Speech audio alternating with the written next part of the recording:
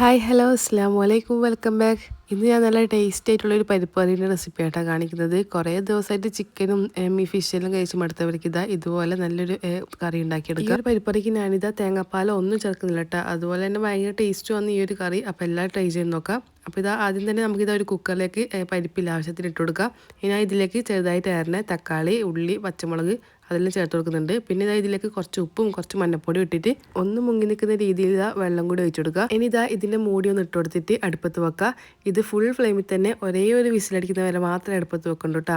അതൊന്ന് റെഡി ആകുമ്പോഴേക്കും നമുക്കിതാ ഒന്ന് വെളുത്തുള്ളിയും ചെറിയ ഉള്ളിയിലും ഒന്ന് തൊലിയിലും കളഞ്ഞ് ക്ലീൻ ആക്കി എടുക്കുക.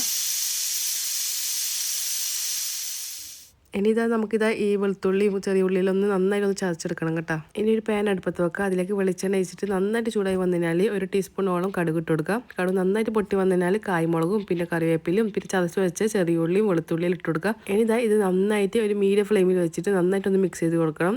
ഈ ചെറിയ ഉള്ളിയിൽ ഒരു ബ്രൗൺ കളറായി വരണം കേട്ടോ. അതുവരെ നന്നായിട്ട് തന്നെ ഒന്ന് മിക്സ് ചെയ്ത് കൊടുക്കുക. ഇനി ഈ ഉള്ളിയിലൊന്ന് ബ്രൗൺ കളറായി വന്നു കഴിഞ്ഞാൽ നമുക്കിതാ ഈ പരിപ്പ് വെന്ത് കഴിഞ്ഞാൽ ഇതിലേക്ക് ഈ ഒരു കാച്ചത് മിക്സ് ഒഴിച്ചു കൊടുക്കുക. ഇനി ഈ ഒരു സമയമാകുമ്പോഴേക്ക് നമുക്ക് ഉപ്പാൻ്റെ ആവശ്യമുണ്ടെങ്കിൽ ചേർത്ത് കൊടുത്താൽ മതി. അങ്ങനെ നല്ല ടേസ്റ്റ് ആയിട്ടുള്ള പരിപ്പ് ഇതാ റെഡി ആയിട്ടുണ്ട്. ഈ ഒരു കറിക്ക് തേങ്ങാപ്പാൽ ഇല്ലെങ്കിലും അതിന്റെ ഒരു കുറവുമില്ല കേട്ടോ. നല്ല ടേസ്റ്റാണ്. ഇതെന്തായാലും ട്രൈ ചെയ്ത് നോക്കാം. അപ്പോൾ ഈ ചാനൽ ആദ്യമായിട്ട് കാണുന്നവരെങ്കിൽ പ്ലീസ് ചാനൽ സബ്സ്ക്രൈബ് ചെയ്തിട്ട് കാണണേ. അപ്പോൾ പുതിയ വീഡിയോ കാണുന്നവരെ bye. Thank you for watching.